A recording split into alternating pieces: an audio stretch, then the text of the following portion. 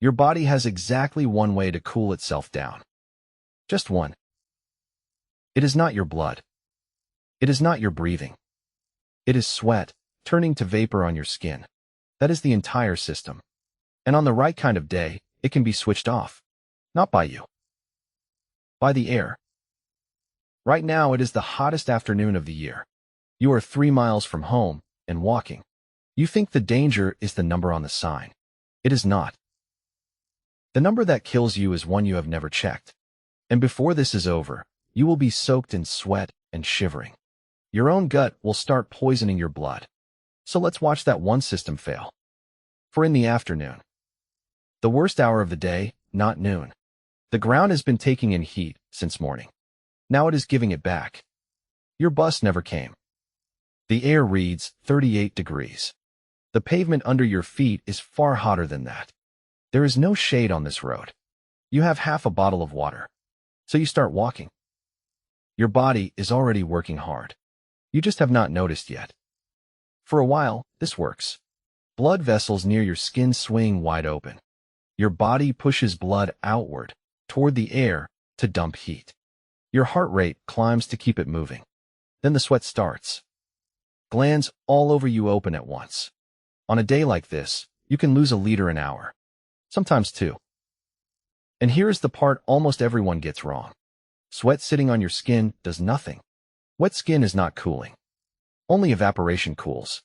The water has to leave you as vapor. That is what carries the heat out. Which means your entire defense depends on one condition. The air has to be dry enough to take it. Today, the air is not. Humid air is already full of water. It cannot accept much more. So your sweat runs instead of evaporating. It soaks your shirt. It drips off your chin. And it cools almost nothing. You are paying the full price. Water, salt, effort. You are getting almost none of the benefit. Scientists track this with a wet bulb temperature. Wrap a thermometer in a wet cloth and read it. That number tells you how much cooling the air will still allow. For years, the accepted limit was 35. Above that, the theory went, a healthy person cannot shed heat at all. Then researchers tested it on actual people. The real limit came in lower. Around 31 degrees in humid conditions. Sometimes lower still. That matters more than it sounds. The planet is already reaching those numbers. 90 minutes in, your core passes 38. Your head pounds. You feel sick.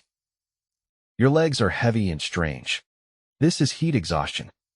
It is miserable, and it is survivable. There is a line just past it. 40 degrees. Cross that, and the diagnosis changes. Doctors call it heat stroke. And what defines it is not the temperature. It is what the temperature does to your brain. You slur a word. You walk past your own street.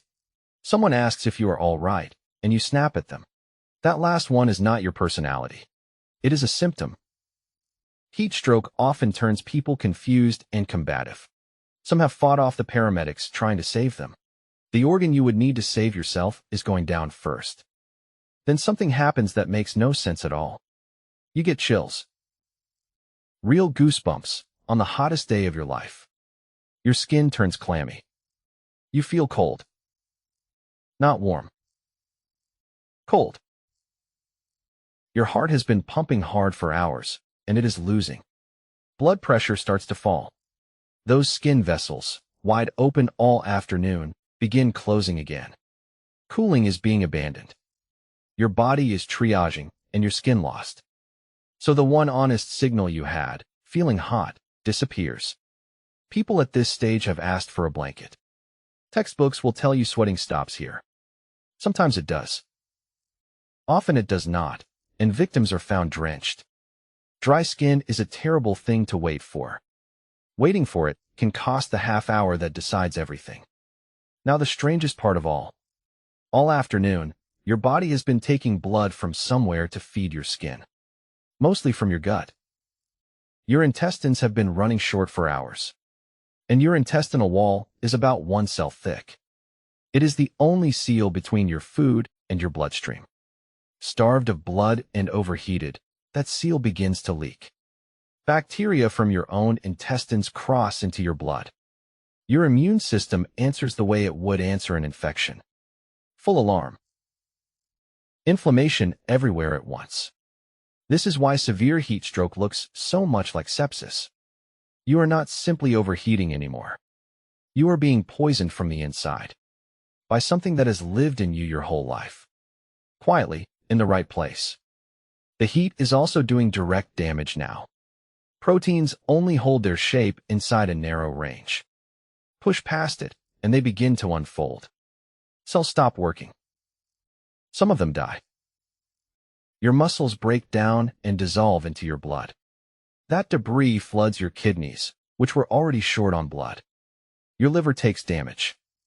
Your blood starts clotting where it should not. Then it cannot clot where it should.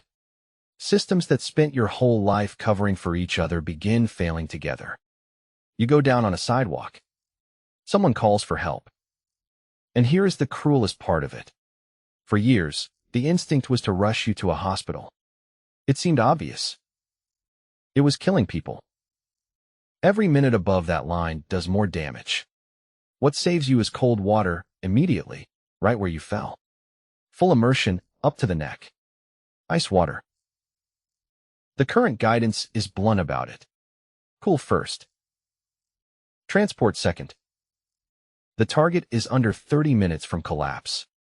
On sports fields, with ice tubs standing ready, this is routine. Where it is done that way, survival approaches every single case. And even then, it may not be over.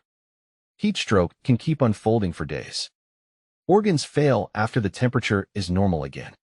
People have died a week later from one afternoon. Still, a body can hold heat that should be impossible. In 1980, a heat wave settled over Atlanta. A 52-year-old man was brought in. His name was Willie Jones. His core temperature read 46.5 degrees. Above 44, survival is rare. He was more than 2 degrees past that.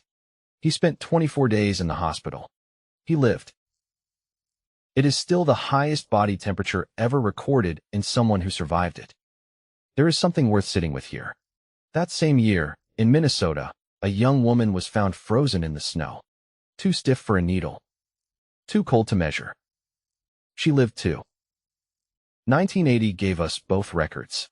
The hottest human being and the coldest. 1 year, and the two far edges of what a person can hold. So how long do you actually have out there? It depends on the same kinds of things. How humid it is. Whether there is any wind. Whether you are moving. Whether you slept. Whether you are older, or on medication, or alone. In dry heat, with shade and water, a healthy person lasts a long time. In wet heat, with none of that, hours. There is no single number here either. But heat has one thing that cold does not. Cold takes your warmth away, and you can always make more. Heat takes away your only way to get rid of it. There is no second exit. And the wet bulb number is climbing. Some places are already touching the limit. Not in 100 years.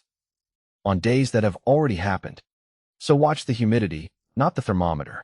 The opposite limit is already on this channel.